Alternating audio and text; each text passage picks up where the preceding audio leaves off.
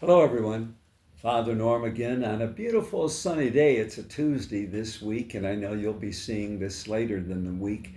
Um, in our Catholic Christian tradition, many of you know, and you don't have to be you don't have to be Catholic to see the value of this. In our church, we have daily Mass, and at our daily Mass throughout the year, we have scriptures from the Old New Testament.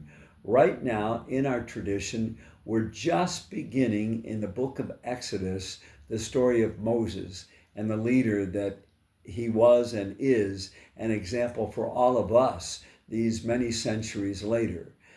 We've just started, and again, I'm involved with daily Mass and preaching. We just started talking about the beginnings of Moses. Want to make a few comments about that, but also in light of, I think, anytime we talk about scripture, even if it goes back 3,000 years ago, we're trying to look and see in that scripture, what can the Lord be telling us that we need to hear today? The scripture readings were never meant to be only kind of an interesting historical lesson from centuries ago, but rather knowing those stories and saying, yeah, there's an application today. What's God saying to us today? And as we look at the book of Moses, or book of Exodus with Moses, we can have some reflection on leadership for our own time. And again, maybe talking about Moses even a couple more times in the coming weeks as we reflect on his example. And for starters, right now we know that Moses, many of you know this already. First of all, if you're older or even if you're younger and watch TV, there was a movie that came out in the middle 1950s called The Ten Commandments. And that had Charlton Heston was his name, and he was a bigger than life he kind of hero, and I think that was an inspirational movie. At the same time, we need to know that Moses, although a great leader, an instrument of God, was an ordinary human being transformed by God's grace, following God's call over time to respond and become that leader. But he wasn't that from the start. Many of you know that his start came when Pharaoh was very concerned about the number of Hebrews that were in Egypt. They had come there centuries before, and he was worried that the numbers were growing so great that that would be a threat to the Egyptian population. And so what he did, showing not a good leader, that he said, okay, we're going to have the sons of these Hebrew women put to death because we don't want them to overtake us. And of course, again, can you even imagine Pharaoh's jealousy or his insecurity, or certainly not being an effective leader in a good way, doing that? Of course, again, God working through the circumstance, showing God's much more powerful and control than any Pharaoh. And we know that Moses is born as a Hebrew, but again, his mother and his sister combined to have him escape that getting killed, going down a river, and then eventually Pharaoh's daughter finding him and bringing him into the Pharaoh's court of all things, and then even Moses' own mother being given the one who would watch over him. And so, can you imagine? He's in Pharaoh's court, and as he is, he grows up knowing his identity. He knows he's a Hebrew. He knows how he escaped the wrath of Pharaoh in the beginning. Pharaoh does not know it. But can you imagine what was going through Moses at that time? Probably conflicting feelings. One, he was in the court. He had a great position. He had no reason to be threatened because, he belonged to Pharaoh's family. And yet, on the other hand, hey, I'm a Hebrew. I see how my fellow Hebrews are being treated.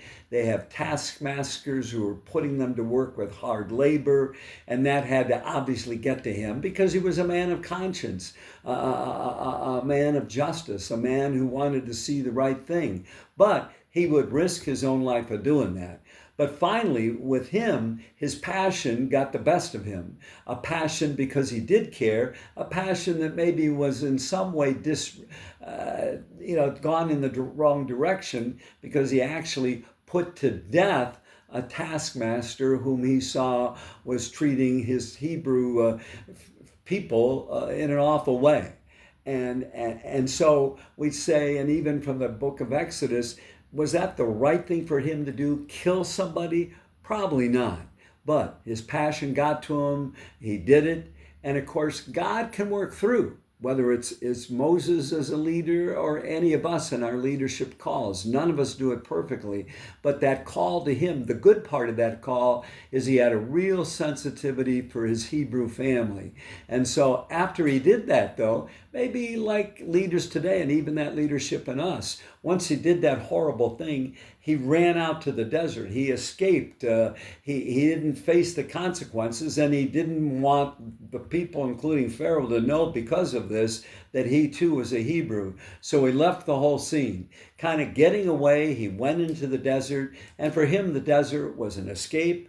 It was a way to get away from any kind of mission that maybe he thought he had to help liberate his Hebrew family. But we know that in the midst of that desert, he experienced God calling him. Many of you know probably the episode of the burning bush, where Moses is in the desert trying to live just an ordinary life, go back to doing something there that he wouldn't be found out, he wouldn't be put to death. But it's there when he was trying to live a comfortable, secure life that the Lord spoke to him in a way that led him out of the comfort of being just a normal or everyday shepherd to ending up being a leader of those Hebrew people that he was concerned about and must have still bothered him in the desert. And we'll hear more about this in the future, but many of you know there's a bush that was burning, and God was speaking through that burning bush. Moses didn't realize right away. He went to see what was going on, and he heard God calling him by name. And this tells us something not only about Moses, but about all the prophets of the Old Testament, about Jesus himself, and about us. The Lord calls us by name in the midst of our circumstances to get our attention, to notice, to respond to his call. And in this case, God was telling Moses, hey, you do care about your Hebrew people. You ran away from trying to do something positive to liberate them, but now I want to send you back to them. I want to send you to Pharaoh, who you're fearful of because he's found out you're a hero. But I'm calling you to go back there with courage.